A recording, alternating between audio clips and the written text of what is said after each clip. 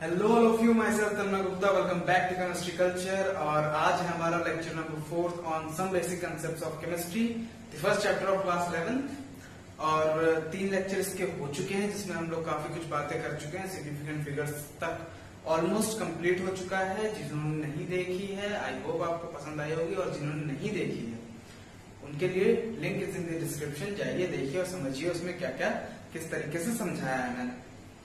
आज हम लोग इस चैप्टर के सेकंड मोस्ट इम्पोर्टेंट चीज को पढ़ने वाले हैं, जो हमारे हैं लॉज ऑफ केमिकल कॉम्बिनेशंस, जो कि इस चैप्टर का बहुत इंपॉर्टेंट पार्ट हो जाता है।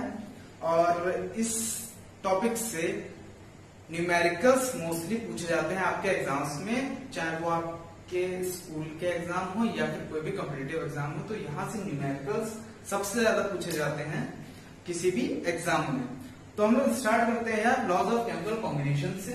लॉज ऑफ केमिकल कॉम्बिनेशंस में हमारे पास ये 5 लॉज आते हैं, जो कि है लॉ ऑफ, पहला लॉ है जो लॉ ऑफ कंजर्वेशन ऑफ मास, दूसरा लॉ है law of constant proportion, law of multiple proportion is third, law of reciprocal proportion is fourth, and Gay-Lussac's law. तो ये 5 लॉज हैं। इन 5 लॉज के बारे में आज हम लोग पढ़ने वाले हैं, कुछ न्यूमेरिकल्स भी देखेंगे इन पे। स्टार्ट करते हैं। पहला लॉ है हमारा लॉ ऑफ कंजर्वेशन ऑफ मास। तो ये लॉ क्या बताता है, क्या कहता है, क्या स्टेटमेंट है इसका? तो ये लॉ कहता है कि किसी भी फिजिकल या केमिकल चेंज के दौरान कोई भी किसी भी कंपाउंड का कोई भी फिजिकल या केमिकल चेंज हो रहा होगा, तो उसके दौरान उसका जो भी मास है, जो भी मास उसका है फिजिकल या केमिकल चेंज से पहले, वो चेंज नहीं होगा।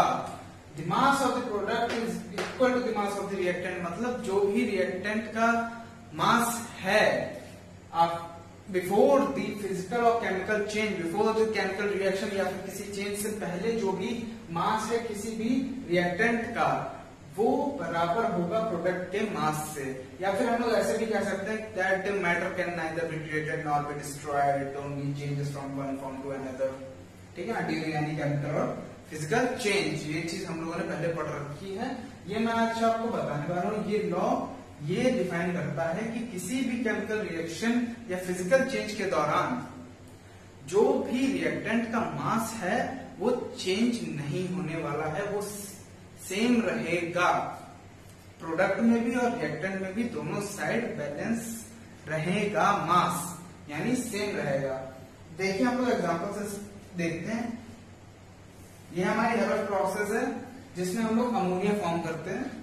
तो जो नाइट्रोजन है यहाँ पे, जब हम लोग बेसिकली ऐसे रिएक्शन लिखते हैं ना, ऐसे रिएक्शन लिखते हैं, ठीक है। अब हम लोग रिएक्शन को बैलेंस क्यों करते हैं? बैलेंस इसी लॉ के अकॉर्डिंग किया जाता है, क्योंकि ये बताया जाता है कि दोनों तरफ मास सेम रहना चाहिए। अब मास सेम रहेगा तब जब इन दोनों रिएक्टेंट में और प्रोडक्ट में दोनों साइड जो मॉलिक्यूल्स हैं, जो एटम्स हैं, उनके नंबर सेम होंगे, तभी तो मास सेम होगा। इसीलिए यहाँ पे हम लोग बैलेंसिंग करते हैं केमिकल रिएक्शंस में, इसीलिए बैलेंसिंग करी जाती है।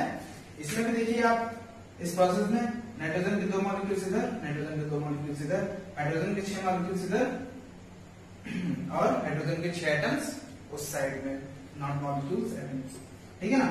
तो इस वजह से हम लोगों को बैलेंसिंग करनी पड़ती है किसी भी रिएक्शन में। एक और रिएक्शन ले लेते हैं।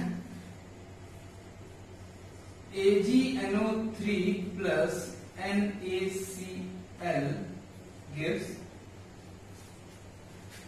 AgCl plus NaNO3। आप दोनों तरफ एटम्स मिला लीजिए, किसी के भी Ag का एक एटम, Ag का एक एटम, नाइट्रोजन का एक एटम, नाइट्रोजन का एक एटम, और ऑक्सीजन के 3 एटम है इधर, ऑक्सीजन के 3 एटम है इधर, सोडियम का एक एटम, सोडियम का एक एटम, क्लोरीन का एक एटम, क्लोरीन का एक एटम। आप इसके मासेस भी कैलकुलेट करके ऐड करके देख लीजिए, रिएक्टेंट और प्रोडक्ट के दोनों सेम आएंगे। ओके, आई होप इतना नीचे आपको देख नहीं रहा होगा, तो sorry for that. Okay, 1 second. देखिए, ठीक है ना, ये है हमारा पहला लॉ जो कि बताता है किसी भी केमिकल या फिजिकल चेंज के दौरान हमारा कोई भी जो प्रोडक्ट है और रिएक्टेंट है उनके मासेस में कोई भी चेंज नहीं होगा। अब इस पे जो भी न्यूमेरिकल आता है उस पे हम लोग एक बार डालते हैं नजर कि किस टाइप से न्यूमेरिकल्स पूछे जाते हैं। ठीक है ना, तो हम लोग एक न्यूमेरिकल देख लेते हैं, एक न्यूमेरिकल ले लेते हैं और उसको समझते हैं कि किस हिसाब से न्यूमेरिकल्स पूछे जाते हैं। मैं इन चैप्टर में जितने भी न्यूमेरिकल बेस्ड टॉपिक्स हैं उनके ऊपर एक अलग से न्यूमेरिकल के ऊपर वीडियो बनाऊंगा आफ्टर दी चैप्टर। जब पूरे चैप्टर हम लोग पढ़ लेंगे उसके बाद एक वीडियो हमारा न्यूमेरिकल्स के ऊपर भी होगा। ठीक है ना, तो हम लोग इसके ऊपर न्यूमेरिकल देखते हैं। देखिए, हम लोग सपोज कर लेते हैं कि 12 ग्राम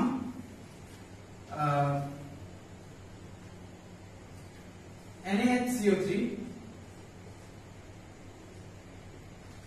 is added in 30 gram of CH3COOH। ठीक है ना, इतना कैसे, ठीक है ना, तो जो residue, so the residue we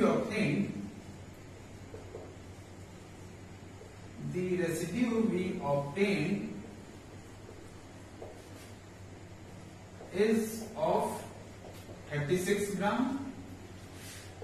What is the mass of CO2 released?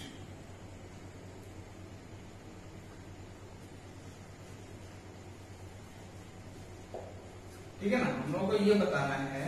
देखिए, इस क्वेश्चन में क्या पूछा गया है, क्वेश्चन में पूछा गया है कि 12 ग्राम NaCO3 है, वो 30 ग्राम ऑफ CH3COOH में मिलाया गया है, यानी NaHCO3 प्लस CH3COOH इसमें मिलाया गया है। ये है 12 ग्राम और ये है 30 ग्राम। अब इनकी रिएक्शन से हम लोगों को एक रेसिड्यू मिलता है, रेसिड्यू जो कि है हमारा गिवन 36 ग्राम, बट उसके साथ साथ CO2 गैस भी रिलीज होती है।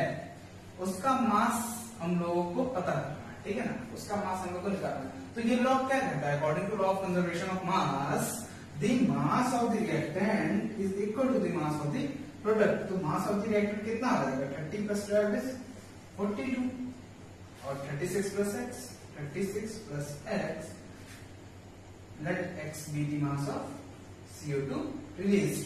तो एक्स क्या हो जाएगा, 42 माइनस 36, दिस इज 6।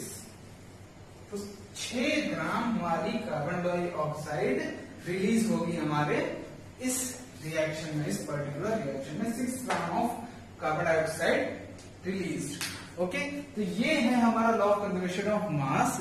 इस पे इस टाइप के ही क्वेश्चंस पूछे जाएंगे, बाकी के क्वेश्चंस हम लोग एक सेपरेट वीडियो में डिस्कस करेंगे।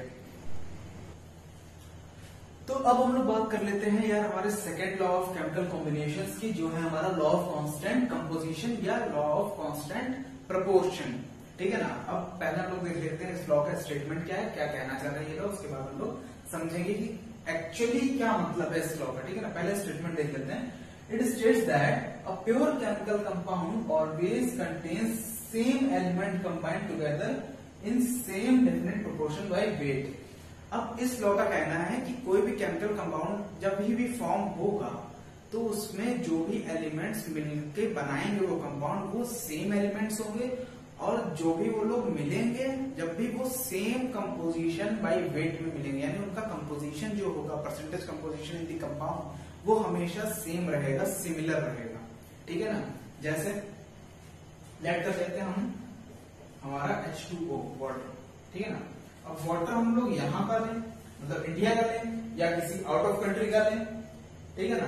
तो वाटर ही रहेगा ना, इसमें हाइड्रोजन और ऑक्सीजन का परसेंटेज कंपोजिशन तो सेम रहेगा ना। अगर हम लोग इसके मॉलिक्यूलर वेट का रेशियो देखें तो वो हमेशा 2:16 ही रहने वाला है, हमेशा 2:16 ही रहने वाला है।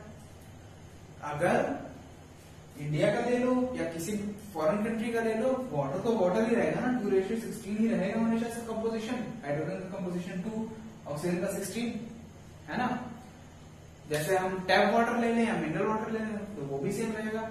लेकिन इसको हम लोग एक अच्छे से एग्जाम्पल के साथ समझते हैं, जिससे हम लोग को और क्लियर हो जाए, ठीक है ना।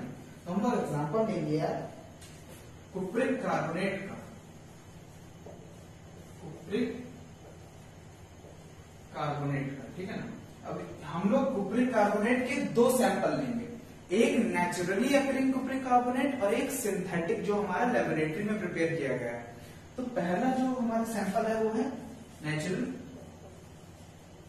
और दूसरा सैंपल है हमारा सिंथेटिक, ठीक है ना। दो सैंपल हमारे पास हैं यहाँ पे कुप्रिक कार्बोनेट के। तो यहाँ पे हम लोगों को कंपोजिशन देखनी है कॉपर की, ऑक्सीजन की और कार्बन की कुप्रिक कार्बोनेट की कंपाउंड में क्या क्या होगी, ठीक है ना। परसेंटेज कंपोजिशन एक्चुअली हम लोगों को देखनी है, ठीक है ना। तो जब हम लोगों ने नेचुरल कुप्रिक कार्बोनेट लिया तो उसमें कॉपर, ऑक्सीजन और कार्बन की परसेंटेज कंपोजिशन कुछ इस तरीके से थी ना।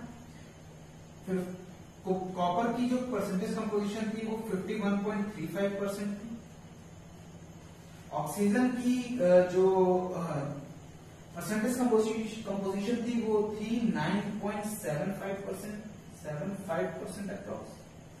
और जो कार्बन की थी वो थी अप्रॉक्स 38.91%, ठीक है ना। अब जब हमारे साइंटिस्ट ने कुप्रिक कार्बोनेट को लेबोरेटरी में प्रिपेयर किया और उसको समझा, उसके ऊपर स्टडी करी, तो जो कॉपर, ऑक्सीजन और कार्बन का जो सिंथेटिक वाले केस में जो भी परसेंटेज कंपोजिशन था वो एग्जैक्टली सेम था नेचुरल कंपोजिशन जैसे। मतलब सिंथेटिक वाले में भी कॉपर का कंपोजिशन 51.35% ही था, ऑक्सीजन का कंपोजिशन 9.75% ही था और कार्बन का कंपोजिशन 38.91% ही था, ठीक है ना। तो percentage composition is always same and the elements combined with each other are also same, ठीक है ना। अब इस पे हम लोग एक न्यूमेरिकल देखते हैं तो थोड़ा और क्लियर होगा। न्यूमेरिकल किस टाइप से आएगा इस पे, ठीक है ना। तो देखते हैं, हम लोग कॉपर ऑक्साइड बनाना है, लेट CuO हम लोग को फॉर्म करना है और ये हम लोग दो प्रोसेसेस के थ्रू कर रहे हैं, मतलब दो तरीकों से करना है। पहला जो तरीका है उसमें 1.75% ऑफ मेटल से, मेटल मीन्स कॉपर, यहां पे कॉपर ऑक्साइड है ना, मेटल तो ये है ना। 1.75% ऑफ मेटल से 2.19% ऑफ मेटल ऑक्साइड बन रहा है, यानी CuO बन रहा है, कॉपर ऑक्साइड बन रहा है, ठीक है ना। सेकेंड जो केस है हमारा, सेकेंड जो वे है, दूसरा तरीका कॉपर ऑक्साइड को बनाने का, उसमें 1.14% ऑफ मेटल है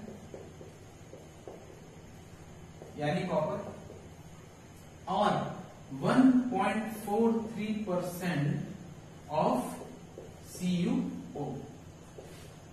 तो हम लोग को इस न्यूमेरिकल में बताना है कि लॉ ऑफ कांस्टेंट कंपोजिशन या law of constant proportion valid है कि नहीं है।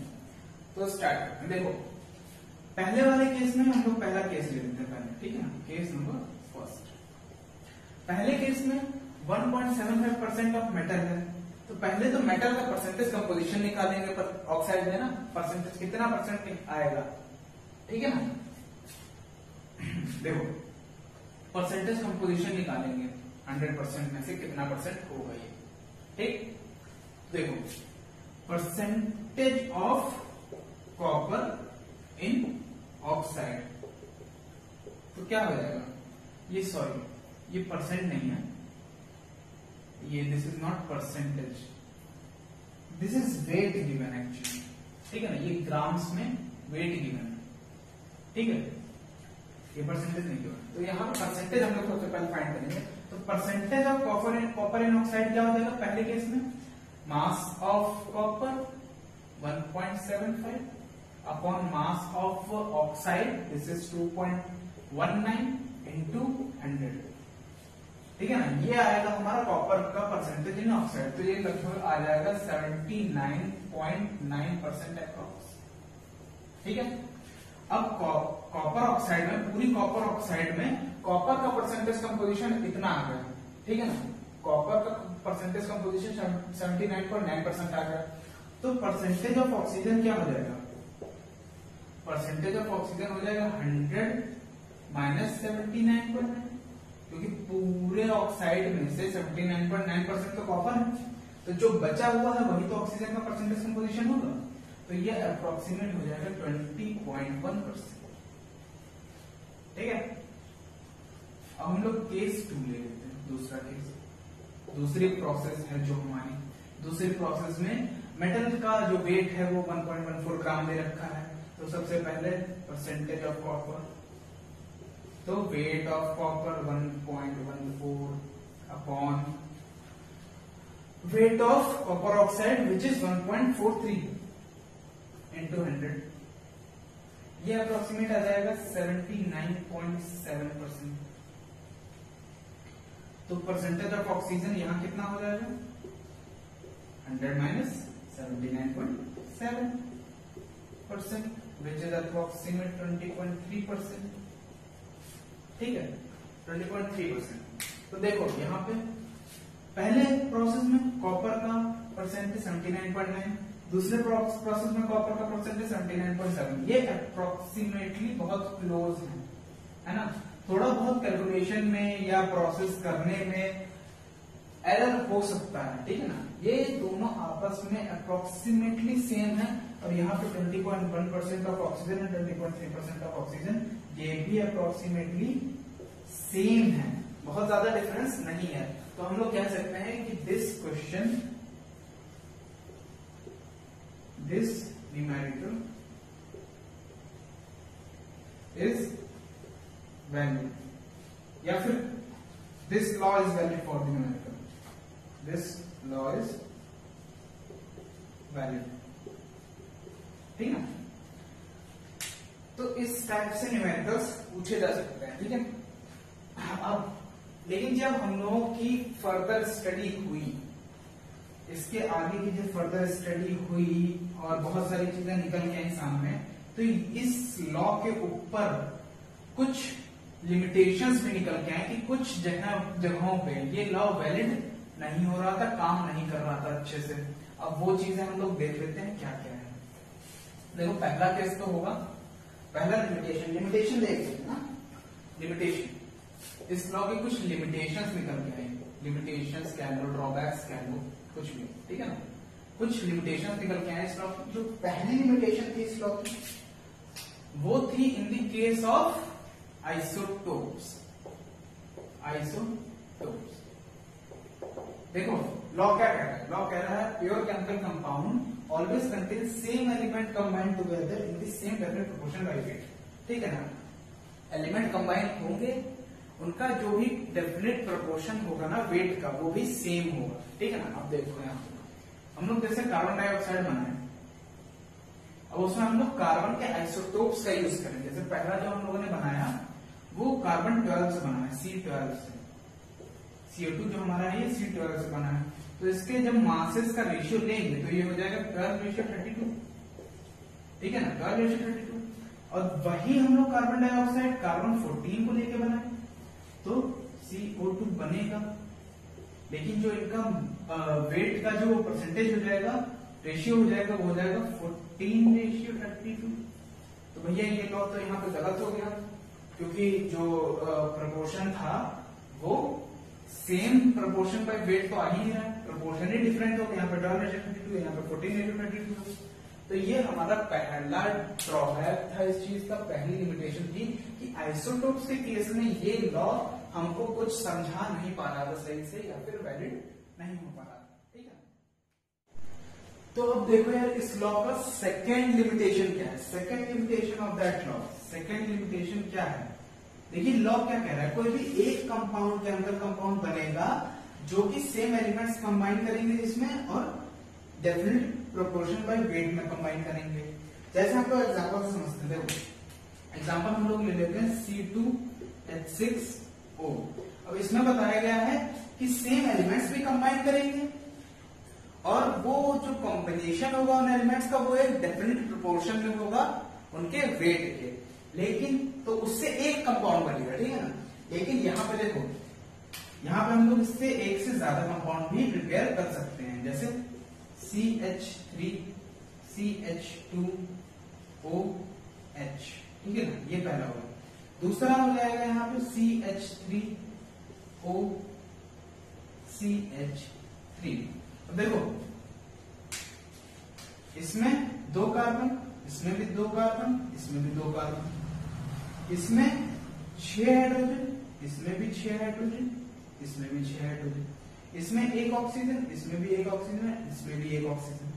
तो ये लॉ क्या बता रहा है ना कि एक केमिकल कंपाउंड कोई भी बनेगा जिसमें सेम एलिमेंट्स कंबाइन करेंगे और डिफरेंट प्रोपोर्शन में कंबाइन करेंगे, लेकिन यहाँ तो एक से ज्यादा बन रहे हैं, एक से ज्यादा बन रहे हैं, एलिमेंट्स भी सेम है और सेम डिफरेंट प्रोपोर्शन में कंबाइन भी कर रहे हैं, लेकिन कंपाउंड एक से ज्यादा बन रहे हैं। तो ये एक और लिमिटेशन हो गई लॉ ऑफ कांस्टेंट कंपोजिशन की। So this is all about law of constant composition. Okay, तो यार अब हम लोग बात करते हैं हमारे लॉ नंबर 3 की, जो है लॉ ऑफ मल्टीपल प्रोपोर्शन, जो कि बहुत इंपॉर्टेंट लॉ हो जाता है लॉ ऑफ केमिकल कॉम्बिनेशंस में, ठीक है ना।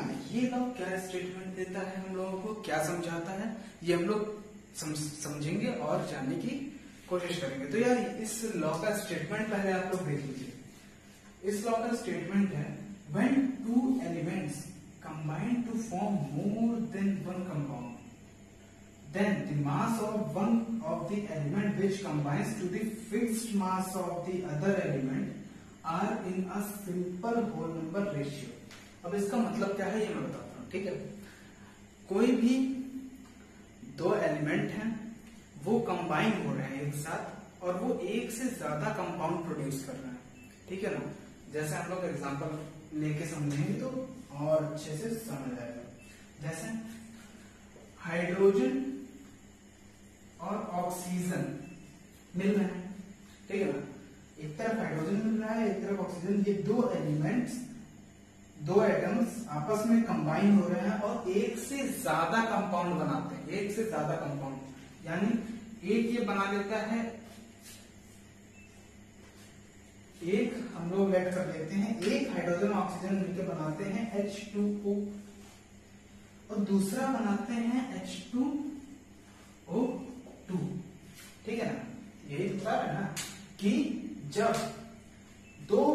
कोई भी 2 या 2 से ज्यादा एलिमेंट्स मिलेंगे और वो 2 से ज्यादा कंपाउंड बनाएंगे तो जो भी एक एलिमेंट है जो कंबाइंड होगा फिक्स्ड मास से, यानी यहाँ पे देखिए हाइड्रोजन का मास तो फिक्स है ना, H2O2 में भी और H2O में भी। H2O2 में भी हाइड्रोजन 2 है और H2O में भी हाइड्रोजन के एटम्स 2 हैं। तो जो ये है ना, ये तो हाइड्रोजन का फिक्स एटम है, combine with the fixed mass of the other element, यानी इसका जो हाइड्रोजन है वो यहाँ पे फिक्स मास का है, ठीक है ना। फिक्स मास है हाइड्रोजन का, यहाँ भी 2 है, यहाँ भी 2 है। जो ऑक्सीजन है वो वेरी कर रहा है, यहाँ पे ऑक्सीजन 1 है, यहाँ पे ऑक्सीजन 2 है। तो जो ऑक्सीजन है ना, ऑक्सीजन का यहाँ पे देखिए रेशियो क्या हो जाएगा, 2:16 और यहाँ पे रेशियो हो जाएगा 2:32, ठीक है ना, H2O2 और H2O में। तो ये जो ऑक्सीजन की रेशियो है ना, ये 2 ऑक्सीजन की रेशियो, ऑक्सीजन के जो ratio then the one compound, then the mass of one of the element which combine to the fixed mass, यानी one of the element जो कि है oxygen which combines with the fixed mass of other element जो कि है hydrogen. Hydrogen से oxygen combine हो रहा है क्योंकि हाइड्रोजन पे यहाँ पे फिक्स्ड है, हाइड्रोजन का मास यहाँ भी 2 है, यहाँ भी 2 है। तो उनका जो रेशियो होगा ना 16:32, वो एक सिंपल होल नंबर होगा, यानी 1:2 आ जाएगा। देखिए ये एक सिंपल होल नंबर रेशियो है कि नहीं, सिंपल होल नंबर रेशियो, यानी कि कोई भी 2 एलिमेंट कंबाइन होंगे, वो दो एक से ज्यादा कंपाउंड बनाएंगे, तो जो डिफरेंट है ना, जो वेरी कर रहा है एटम, और जो एक फिक्स एटम के साथ, जो एक फिक्स एलिमेंट के साथ, फिक्स मास ऑफ एलिमेंट के साथ कंबाइन करेगा, तो जो उनका रेशियो होगा ना वो डिफरेंट होगा। जैसे यहाँ पे हाइड्रोजन ऑक्सीजन के केस में हाइड्रोजन फिक्स मास का है, ऑक्सीजन उससे कंबाइन कर रहा है, H2O में हाइड्रोजन भी 2 है और H2O2 में भी हाइड्रोजन 2 है, तो जो ऑक्सीजन है ना वो वेरी कर रहा है, यहाँ पे हाइड्रोजन फिक्स मास का है, तो जो ऑक्सीजन का जो रेशियो होगा ना वो एक सिंपल नंबर रेशियो कहलाएगा, जो कि आ रहा है 1:2। समझ आया? नहीं आया तो हम लोग एक एग्जांपल से, यानी एक क्वेश्चन से हम लोग समझते हैं इसको। देखो यहाँ पे हाइड्रोजन और ऑक्सीजन आर नोन, ठीक है ना। हाइड्रोजन और ऑक्सीजन हम लोग जानते हैं दो कंपाउंड बनाते हैं, एक H2O वाटर और एक हाइड्रोजन पेरोक्साइड जो कि है H2O2, ठीक है ना। तो जो भी तो हाइड्रोजन का कंटेंट है वो पहले वाले में, यानी एक कंपाउंड में हाइड्रोजन का कंटेंट है 5.93% और दूसरे वाले में जो हाइड्रोजन का कंटेंट है वो है 11.2%। अब इसको करते हैं सॉल्व, देखते हैं क्या निकल के आता है इस न्यूमेरिकल में। तो जो परसेंटेज ऑफ हाइड्रोजन है, फर्स्ट केस ले रहे हैं ना, केस फर्स्ट, तो परसेंटेज ऑफ हाइड्रोजन पहले केस में जो कंटेंट है वो है 5.93%। तो परसेंटेज ऑफ ऑक्सीजन कितना हो जाएगा? परसेंटेज ऑफ ऑक्सीजन हो जाएगा 100 माइनस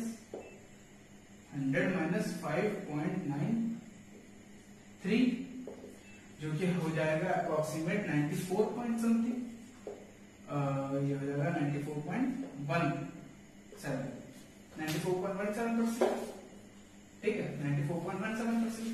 केस 2 में देखो, केस 2 जो है हाइड्रोजन कंटेंट इन दिस 5.93% और दूसरे वाले में 11.2%। परसेंटेज ऑफ हाइड्रोजन दूसरे वाले में है 11.2%, तो परसेंटेज ऑफ ऑक्सीजन कितना हो जाएगा? यहाँ पे हो जाएगा 100 माइनस 11.2, जो कि अप्रोक्सीमेट आएगा 88.8, सॉरी हाँ 88.8 के अप्रोक्स आएगा, 88.8 के अप्रोक्स, ठीक है ना। 88.8% ऑक्सीजन का हो गया, ठीक है। अब हम लोग देखते क्या है, जो परसेंटेज ऑफ ऑक्सीजन है ना, ये कितने parts by mass of oxygen combined with one part of hydrogen. मतलब कितने पार्ट ऑक्सीजन के, कितने पार्ट, मतलब हाइड्रोजन का तो मास सेम है ना, फिक्स कर दिया गया, हाइड्रोजन का मास तो फिक्स होगा H2O में भी और H2O2 में भी, तो उसके मास से कोई दिक्कत नहीं है। उसका हम लोग एक पार्ट ले लेते हैं कि हम एक पार्ट से कितना ऑक्सीजन कंबाइन हो रहा है पहले केस में और कितना ऑक्सीजन कंबाइन हो रहा है दूसरे केस में। तो पहले केस में जो ऑक्सीजन का कंबाइनेशन है वो कितना है, ऑक्सीजन कितना है 94.17 और हाइड्रोजन है 5.93, मतलब इसमें बताया गया है 5.93 से 94.17 बन रहा है, ठीक है ना। देखो 5.93 है हाइड्रोजन, उससे जो भी कंपाउंड बन रहा है, हाइड्रोजन मोनोऑक्साइड भी हो सकता है, हाइड्रोजन पेरोक्साइड भी हो सकता है, वाटर भी हो सकता है, हाइड्रोजन पेरोक्साइड भी हो सकता है, तो वो है कितना, सॉरी ये 94.17%, 94.17%, ठीक है ना। इतने से इतना बन रहा है, हम लोग को देखना कितना है, combine with one part of hydrogen, इतने पार्ट हाइड्रोजन से इतना कंबाइन हो रहा है, तो वन पार्ट से कितना होगा, वन पार्ट से हो जाएगा 94.17 अपॉन 5.93, ठीक है ना। एक पार्ट, इतने पार्ट से इतना कंबाइन होगा तो एक पार्ट से इतना कंबाइन होगा, जो कि होगा अप्रोक्सीमेटली 15.88%, 15.89%, ठीक है ना, 15.89%। अब सेकंड केस में देखते हैं, केस फर्स्ट था, ठीक है ना। अब ओके, सेकंड में देखते हैं जो सेकंड कंपाउंड हमारा बनेगा। सेकंड कंपाउंड बनेगा तो यही हाइड्रोजन कितना 11.2, 11.2 से बन रहा है 88.8, 88.8%। ठीक है, 11.2 से तो 1 पार्ट से कितना बनेगा, 1 पार्ट से बनेगा 88.8 अपॉन 11.2, 88.8 अपॉन 11.2।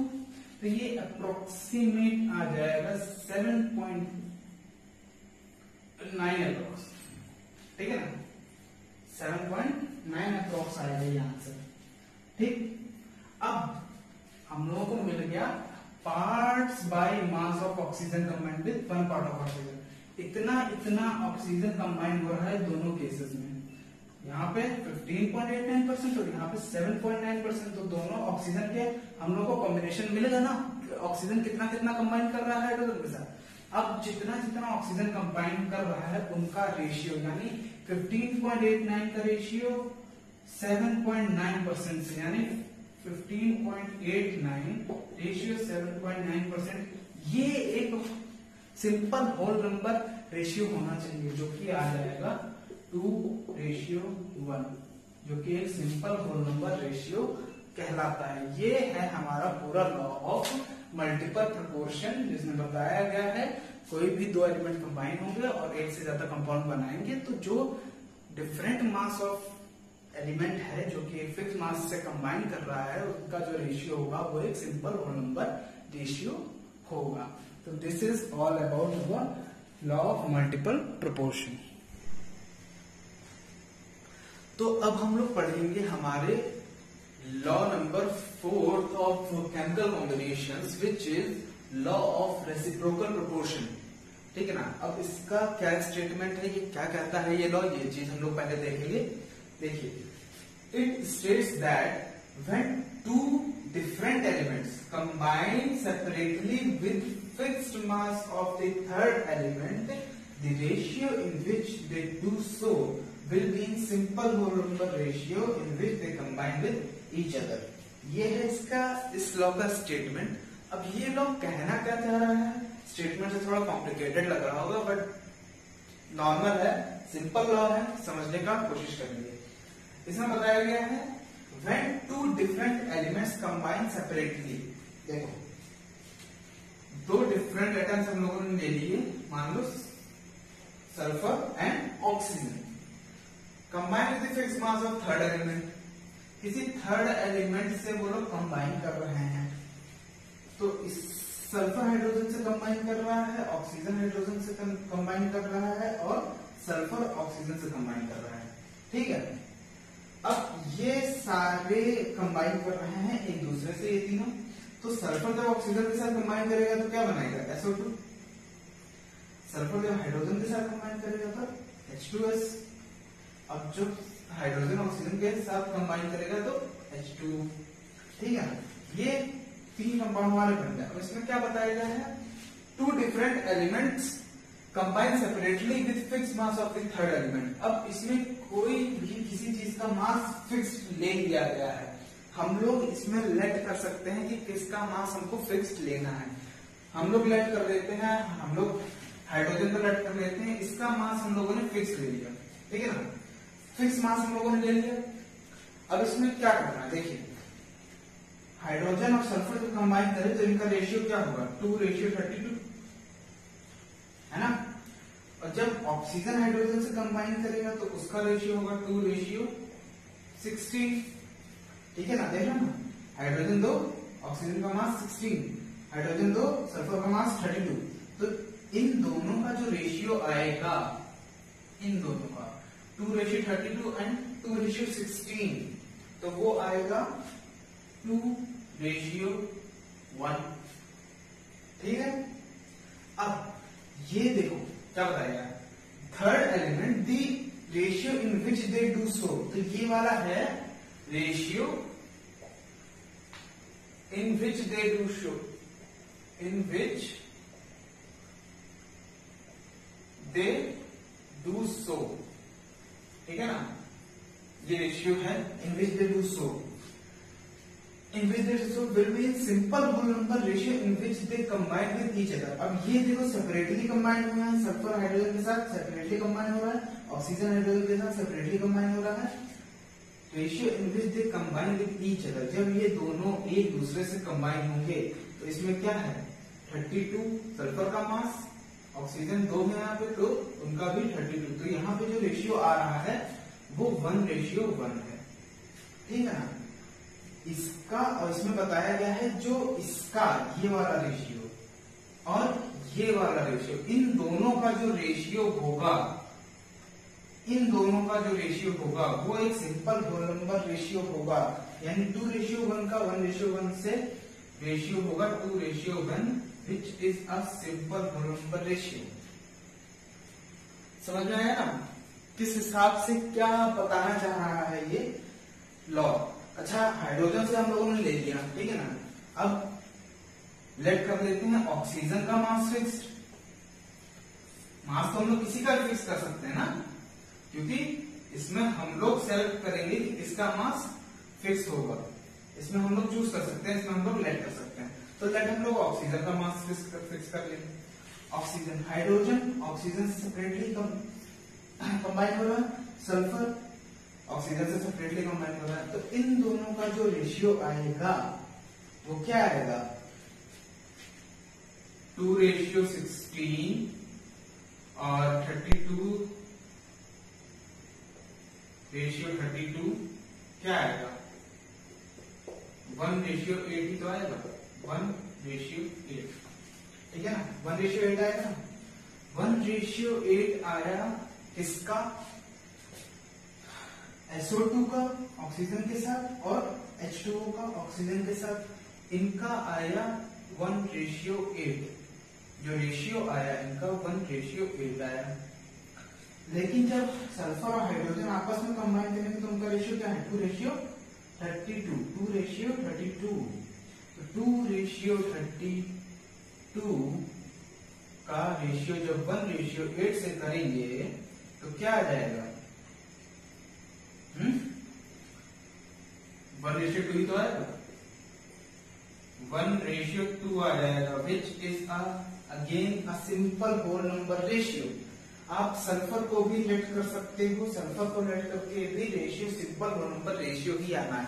मतलब बताया इस लॉ में ये गया है कि बेसिकली कोई दो एलिमेंट्स किसी तीसरे एलिमेंट से सेपरेटली कंबाइन होंगे और वो दोनों एलिमेंट एक दूसरे से भी कंबाइन होंगे, सेपरेटली भी कंबाइन हो रहे होंगे किसी थर्ड एलिमेंट से और एक दूसरे से भी कंबाइन हो रहे होंगे।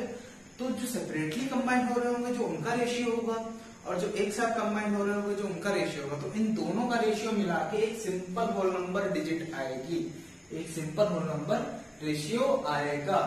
अच्छा इसमें न्यूमेरिकल किस हिसाब से बनते हैं समझ आया? नहीं समझ आया तो न्यूमेरिकल अगर हम लोग करेंगे तो थोड़ा और क्लियर हो जाएगा कि कैसा लॉ है, ये क्या बताया है, ठीक है ना।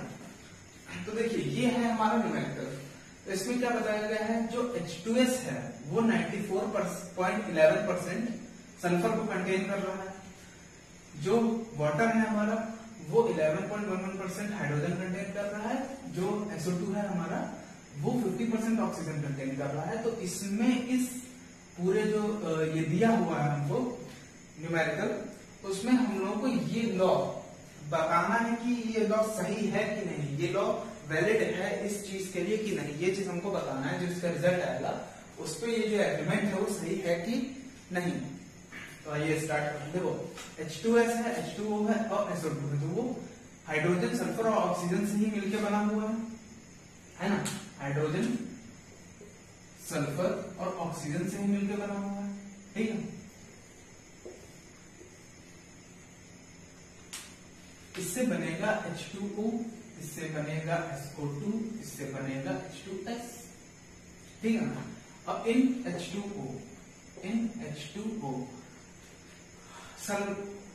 H2O हाइड्रोजन है 11.11%, हाइड्रोजन 11.11%, ठीक है ना। तो H2O में जब हाइड्रोजन 11.11% है तो उस ऑक्सीजन की वैल्यू कितनी हो जाएगी, ऑक्सीजन कितना परसेंट हो जाएगा, ऑक्सीजन हो जाएगा 100 - 11.11, दिस इज 88.89%, ठीक है ना। तो ये इतना आ गया हाइड्रोजन में ऑक्सीजन का कंटेंट और हाइड्रोजन का कंटेंट, ठीक है। अब इन H2S देख लेते हैं। H2S में 94.11% सल्फर है। सल्फर कंटेंट सल्फर का कंटेंट है 94.11%। तो भैया जो यहाँ पे हाइड्रोजन का कंटेंट है वो कितना हो जाएगा? हाइड्रोजन का कंटेंट हो जाएगा 100 माइनस 94.11%। तो दिस इज अप्रॉक्स 5.89%, ठीक है ना। 5.89%, 11.88.89%। अब इन तीनों में से हम लोगों को एक चीज को फिक्स करना है, एक एलिमेंट को फिक्स करना है। तो हम लोग यहाँ पे हाइड्रोजन को भी फिक्स कर देते हैं, ठीक है ना। हाइड्रोजन फिक्स है, तो हाइड्रोजन जब फिक्स है तो इन दोनों का रेशियो क्या आएगा? देखो इसमें H2O में हाइड्रोजन और ऑक्सीजन का रेशियो आएगा 1:8 अप्रॉक्स, ठीक है।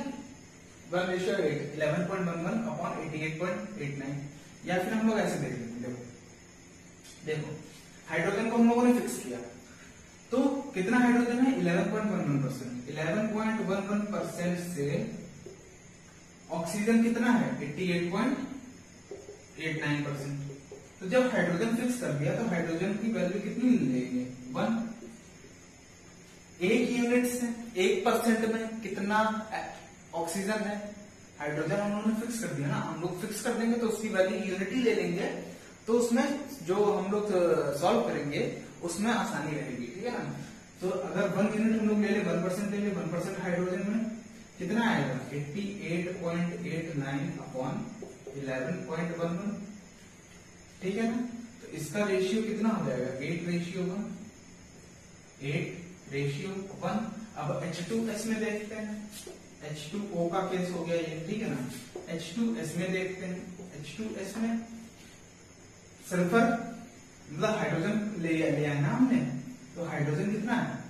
5.89 से 94.11 1% से कितना हो जाएगा? 94.11/5.89। ये आएगा अप्रोक्सीमेट 16.1, यानी 16:1। अब जो इन दोनों का रेशियो है वो कितना आ रहा है? 2:1। 16:1, रेशियो 8:1, 2:1 तो आएगा। इन दोनों का रेशियो इतना आ रहा है। अब हम लोग देखते हैं SO2 की बात। SO2 में सल्फर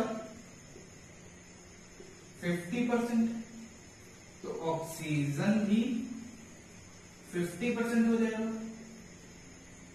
सल्फर और ऑक्सीजन का रेशियो कितना आ रहा है? 1:1 आ रहा है। सल्फर देखो हाइड्रोजन को हमने ले लिया, इसका रेशियो निकाला, इसका रेशियो निकाला, इन दोनों का रेशियो आ रहा है 2:1। अब सल्फर और ऑक्सीजन का रेशियो आ रहा है 1:1। तो जो इसका और इसका इन दोनों का जो रेशियो आएगा 2:1:1:1, वो सिंपल होल नंबर रेशियो होगा, यानी 2:1। ये एक सिंपल होल नंबर रेशियो आ रहा है। तो भैया हमारा जो लॉ ऑफ रेसिप्रोकल प्रोपोर्शन है वो वैलिड है इस क्वेश्चन के ऊपर। इस टाइप से आपको क्वेश्चन पूछे जाएंगे। दिस इज अ न्यूमेरिकल की वैल्यू मैं और भी मतलब न्यूमेरिकल की वीडियो अलग से तो आने ही वाली है at the end of the chapter, उसकी आप लोग टेंशन मत लीजिएगा। मैंने ये समझाने के लिए आपको ये न्यूमेरिकल कर रहे हैं किस टाइप से क्वेश्चन आएगा इस चीज पे, किस टाइप से क्वेश्चन बन सकते हैं, और भी बहुत सारे क्वेश्चन बन सकते हैं, वो हम लोग लास्ट वीडियो में देखेंगे, ठीक है ना। तो ये है लॉ ऑफ रेसिप्रोकल प्रोपोर्शन, जिसमें बताया गया है कि कोई दो एलिमेंट हैं वो किसी तीसरे एलिमेंट से कंबाइन कर रहे हैं सेपरेटली, अलग अलग, और एक दूसरे से भी कंबाइन कर रहे हैं। तो जो सेपरेटली कंबाइन कर रहे हैं जो उनका रेशियो होगा, और जो एक साथ कंबाइन कर रहे हैं उनका, और उन दोनों का रेशियो जो होगा वो एक सिंपल होल नंबर रेशियो होगा, जो कि हम लोगों ने निकाल के देख लिया है और उसको न्यूमेरिकल में देख लिया, ठीक है ना। तो this is all about the law of reciprocal proportion. तो भाई अब हम लोग बात करेंगे हमारे fifth law of chemical combinations which is Gay Lussac's law. ये लॉ सिर्फ और सिर्फ गैसेस के ऊपर बनाया गया है। हम लोग पहले इसका स्टेटमेंट देख लेते हैं, फिर उसके बाद समझेंगे ये लॉ क्या कहता है। तो ये इस लॉ का स्टेटमेंट ये है कि it states that when gases reacts or produce in a chemical reaction, they do so in a simple ratio by volume to one another, provided temperature and pressure remains constant। मतलब एक constant temperature और pressure पे जो भी gases हैं वो react करेंगी एक दूसरे से, और जो प्रोड्यूस होंगी वो एक सिंपल रेशियो, वॉल्यूम के सिंपल रेशियो में होंगी। समझते हैं इसका क्या मतलब है, एग्जांपल देते हैं, ठीक है। जैसे हम लोग एक हाइड्रोजन गैस ले लेते हैं, वो क्लोरीन गैस के साथ रिएक्ट कर रहा है। Hydrogen gas reacts with chlorine gas, gives HCl in gases state, ठीक है ना। हम लोगों ने पहले तो हमें पढ़ा था कि जो प्रोडक्ट का मास है और जो रिएक्टेंट का मास है वो इक्वल होना चाहिए, यानी सेम होना चाहिए, यानी जो इक्वेशन है हमारी वो बैलेंस रहनी चाहिए। तो पहले तो हम लोग इसको बैलेंस कर देंगे, ठीक है ना। अब ये लॉ क्या कहता है, कोई भी जो गैसेस हैं वो रिएक्ट करेंगी या बनेंगी, या जो भी जो गैसेस हैं वो रिएक्ट करेंगी। यहाँ पे जैसे H2O क्लोरीन के साथ रिएक्ट कर रहा है, H2 हाइड्रोजन क्लोरीन के साथ रिएक्ट कर रहा है और हमारा HCl दे रहा है हाइड्रोजन क्लोराइड, ठीक है ना। तो ये जो रिएक्ट करेंगे वो भी एक वॉल्यूम के सिंपल रेशियो में होंगे, और जो प्रोड्यूस होगा वो भी एक वॉल्यूम के सिंपल रेशियो में होगा। जैसे कोफिशिएंट्स का काम है, देखो कोफिशिएंट्स पे ध्यान दो। यहाँ पे एक हाइड्रोजन एक क्लोरीन के साथ मिलकर 2 HCl बना रहा है, यहाँ पे है कोफिशिएंट 2, ठीक है ना। यानी 1 volume of hydrogen reacts with 1 volume of chlorine gives 2 volume of HCl, ठीक है ना। अगर हम लोगों को हाइड्रोजन का वॉल्यूम गिवन है, जैसे हम लोग सपोज कर लेते हैं हाइड्रोजन का वॉल्यूम हमको 100 ml गिवन है, तो एक वॉल्यूम से क्लोरीन एक वॉल्यूम रिएक्ट कर रहा है, तो 100 वॉल्यूम से भी 100 ml से भी 100 ml क्लोरीन रिएक्ट करेगा। अब एक वॉल्यूम ऑफ हाइड्रोजन से 2 वॉल्यूम ऑफ HCl बन रहे हैं, तो 100 ml से भी तो जस्ट डबल बनेगी ना। तो 100 ml से 200 ml HCl प्रोड्यूस होगा, ठीक है ना। तो जो ये रेशियो है ना 1:1:2, वो सिंपल रेशियो बाय वॉल्यूम में होगा। कोई भी गैसेस रिएक्ट करेंगी या प्रोड्यूस होंगी। अब ये लॉ बेसिकली सिर्फ और सिर्फ गैसेस के लिए है, लिक्विड और सॉलिड्स का इनमें कोई रोल नहीं है। अगले एग्जांपल से हम लोग ये चीज समझेंगे। जैसे CH4 reacts with oxygen gives CO2 plus H2O। अब ध्यान से देखिएगा, ध्यान से देखिए, CH4 gas, oxygen gas, carbon dioxide gas, but ये लिक्विड फॉर्म में है। जो H2O है हमारा वो लिक्विड फॉर्म में है, तो H2O की बात नहीं होगी इस लॉ में। अगर ये क्वेश्चन गे-लीसेट्स लॉ का है तो H2O यानी जो लिक्विड स्टेट है, सॉलिड स्टेट है, जो भी आएगी उसकी बात नहीं होगी। अब पहले तो हम लोग यहाँ पे इक्वेशन को कर लें बैलेंस, पहले तो इक्वेशन को कर लें हम लोग बैलेंस। तो यहाँ पे ऑक्सीजन 2, यहाँ पे 3, 2 लगा देख लीजिए, ठीक है ना। और यहाँ पे 2 लगा, इक्वेशन बैलेंस होगी, इक्वेशन बैलेंस होगी। यानी यहाँ पे 1 volume of CH4 reacts with 2 volume of oxygen gives 1 volume of CO2, that's it, ठीक है ना।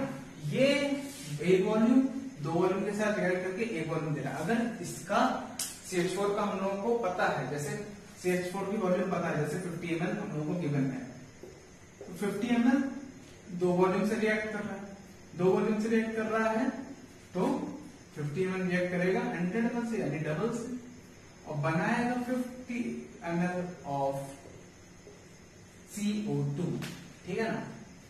अब एक बेहतरीन क्वेश्चन लेते हैं, थोड़ा सा बढ़िया वाला।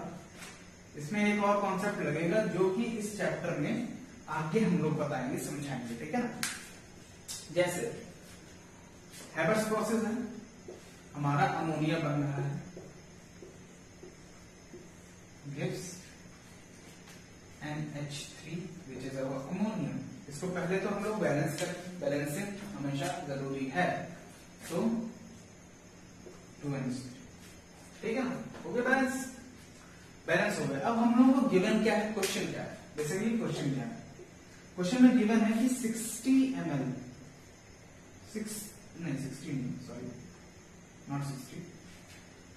30 ml of nitrogen reacts with 30 ml of hydrogen, ठीक है ना। अब बताना है how much ammonia will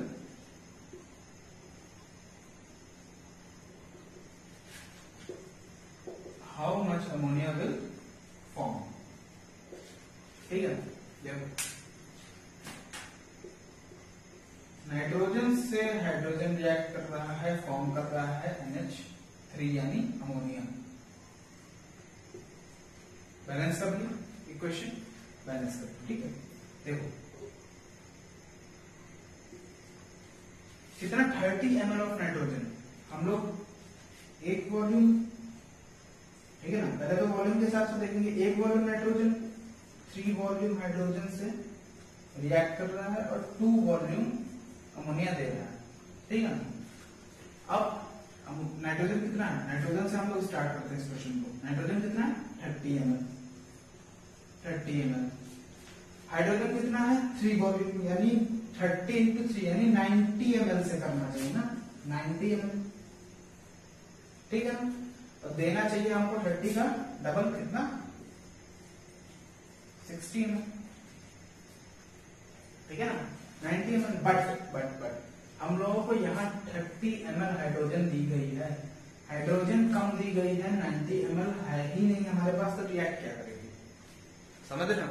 90 ml हमारे पास है ही नहीं, गिवन है कि 30 ml हाइड्रोजन है आपके पास, 30 ml हाइड्रोजन गिवन है, 90 ml कैसे रिएक्ट करेगी।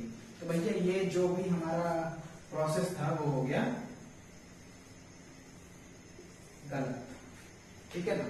अब नाइट्रोजन से हम लोगों ने स्टार्ट किया था, ज्यादा यहाँ पे क्या है हाइड्रोजन, अब हम लोग हाइड्रोजन से अप्रोच करेंगे ना, हाइड्रोजन से अप्रोच करेंगे तो 3 मतलब कि हाइड्रोजन हमारे पास कितना है 30 ml रिएक्ट करेगा 1 वॉल्यूम ऑफ नाइट्रोजन से 3 वॉल्यूम 1 वॉल्यूम से, तो 30 ml 10 ml से कम है ना। देखो ये 3 वॉल्यूम है, ये 1 वॉल्यूम है, तो ये 30 होगा, तो ये 10 ml से रिएक्ट करेगा, ठीक है ना।